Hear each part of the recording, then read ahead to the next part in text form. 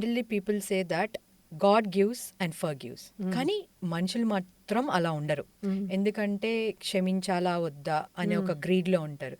ఇప్పుడు కొంతమందికి ఏంటంటే మనం చిన్నప్పుడు ఏ టీచర్ కొట్టిందనో చాలా కోపం పెట్టేసుకుంటారు. ఆ టీచర్ నన్ను కొట్టింది, సో ఆ టీచర్ మీద పేరు వింటేనే వాళ్ళ మీద కోపం వస్తుంది. లేకపోతే పేరెంట్స్ లో నాకు మదర్ కొట్టిందో ఫాదర్ కొట్టాడనో ఆ గ్రీడ్ ఒక లైఫ్ లాంగ్ క్యారీ చేస్తూ ఉంటారు. So why one should forgive? మీరే అన్నారు కదా అది లైఫ్ లాంగ్ క్యారీ అవుతుందని.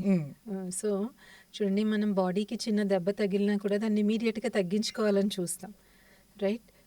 Not forgiving somebody is like scarring our mind for ever. Okay. It's like scarring our mind and heart. Like మనస్సుని మళ్ళీ మన హృదయాన్ని రెండింటినీ కూడా మనం దెబ్బ మీద దెబ్బ, దెబ్బ మీద దెబ్బ, దెబ్బ మీద దెబ్బ వేస్తూ ఉన్నట్టు. అండ్ ఇంకోటి ఏమవుతుందంటే చూడండి, చిన్నపిల్లలకి దెబ్బ తగిలింది అనుకోండి, వాళ్ళు వదలరు, అలా కెలికి they make it a big wound. This is also the same thing.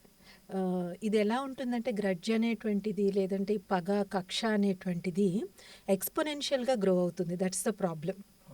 లీనియర్గా grow అవ్వదు, ఎక్స్పోనెన్షియల్గా గ్రో అవుతుంది. ఎందుకు ఎక్స్పోనెన్షియల్గా గ్రో అవుతుంది అంటే మన మైండ్కి ఒక అద్భుతమైన శక్తి ఉంది, which is creativity and imagination. Unfortunately it works for both good and bad, right?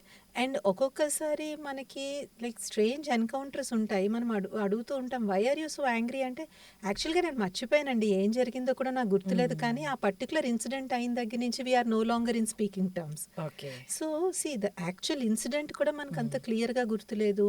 మనం వాళ్ళని అడిగినా కూడా వాళ్ళు అంతగా రిపీట్ చేయలేకపోవచ్చు, but they are holding to that, right? So the first problem దీనివల్ల ఏమొస్తుంది అంటే, పక్క వాళ్ళు మనల్ని ఒకసారే గాయపరిచారు, కానీ మనం అది లోపల దాచిపెట్టుకుని మనల్ని మనం 100 సార్లు 1000 సార్లు గాయపరుచుకుంటున్నాం. సో ఎవరు ఎక్కువ హామ్ చేస్తున్నారు? మనకి మనం ఎక్కువ హామ్ చేసుకుంటున్నాం. And it is a very subtle form of self harm also. It's a very subtle form of self harm. And actually and ఇంకొక ప్రాబ్లం ఏమవుతుంది అంటే, the more we have this kind of negative this thing, మన mind కూడా weak అవుతుంది.